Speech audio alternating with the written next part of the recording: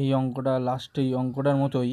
A train crosses a pole in 15 seconds while it crosses a 100-meter long platform in 25 seconds. The length of the train is. একটা পোলকে cross করার অর্থ হচ্ছে ট্রেনটি নিজের দৈর্ঘ্য cross করা। পোল হোক, গাছ হোক, মানুষ হোক, যে কোনো কিছুকে অতিক্রম করার অর্থ সেই ট্রেনটার দৈর্ঘ্য অতিক্রম করা। এখানে সেই একই করব, সময়টার পার্থক্য বের করব। পোলটাকে ক্রস করেছে 15 সেকেন্ডসে, পোলটাকে ক্রস করেছে 15 সেকেন্ডসে, আর প্ল্যাটফর্মটাকে ক্রস করেছে 25 সেকেন্ডে।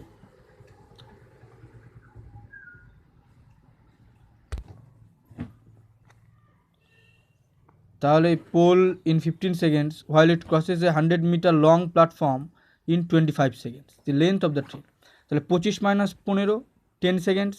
10 সেকেন্ডে ক্রস করে কি 100-মিটার লং প্ল্যাটফর্ম, কারণ 100 মিটার মাইনাস ওটা তো ওর নিজের দৈর্ঘ্য, ট্রেনের দৈর্ঘ্য। তাহলে 100 এখানে প্ল্যাটফর্ম ক্রস করা অর্থ 100 মিটার প্লাস লং প্ল্যাটফর্ম অর্থ প্ল্যাটফর্ম প্লাস ট্রেনের দৈর্ঘ্য। তো প্ল্যাটফর্ম প্লাস ট্রেনের দৈর্ঘ্য, আর 15 সেকেন্ডে শুধু ট্রেনের দৈর্ঘ্য, মাইনাস করলে শুধু প্ল্যাটফর্মের দৈর্ঘ্য পাবো।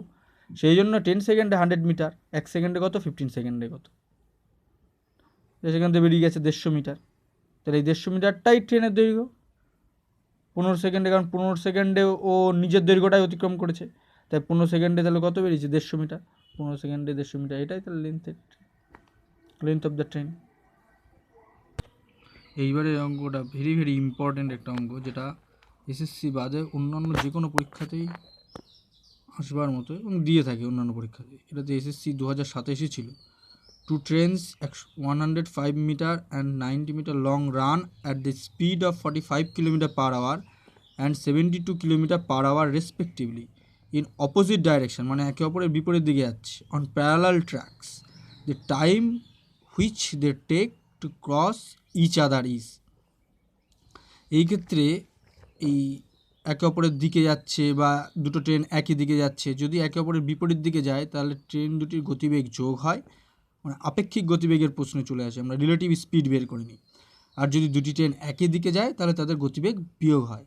আর এখানে একটা ট্রেন আরেকটা ট্রেনকে ক্রস করার অর্থ হচ্ছে একটা ট্রেনের দৈর্ঘ্য যোগ আরেকটা ট্রেনের দৈর্ঘ্য, সুতরাং দুটো ট্রেনের মোট দৈর্ঘ্যটা তাদেরকে ক্রস করতে হবে।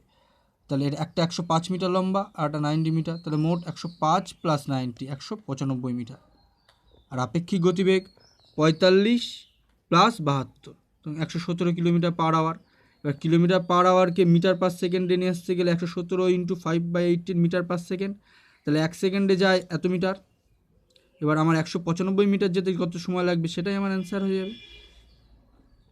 117 গুণ 5-এর 18 1 সেকেন্ডে, তাহলে 1 মিটার যাবে 18/5 গুণ 117 সেকেন্ডে, তাহলে হচ্ছে 18 গুণ 195/5 গুণ 117, কাটাকুটি করলে 6 সেকেন্ডে। তাহলে আমার উত্তর হয়ে যাবে 6 সেকেন্ডে। SSC 2007, they take to cross each other 6 second.